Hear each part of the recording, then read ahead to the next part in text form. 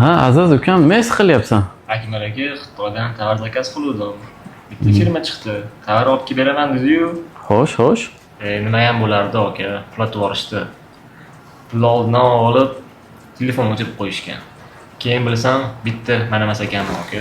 Shu ham muammomi? Hozir necha pulga kuyinyapsan? Gap pulda emas aka. Men mijozlarimga aytib qo'yganman, tovar olib kelib beraman deb. Gap bu yerda aka lafz haqida ketyapti. Xo'p, hozir hal qilamiz. Kimga qo'yasiz? Rizqigami? 102 ga o'zing telefon qilaverasan. Men Best Cargo'ga telefon qilyapman. Reysmi? Kargo? Bo'ldi, kelishdik, rahmat.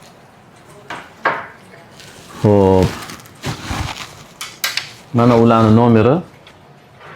Telefon qilib yuking qayerdaligini aytasan va muammoing hal. Aka, bular o'ziga ishonchlimi? Bularni Toshkentda markazda ofisi bor. Yetmaganiga xo'jayinlari Xitoyda yashab, shu joyda ishlarni nazorat qiladi. Siz bilganingiz bilgan aka.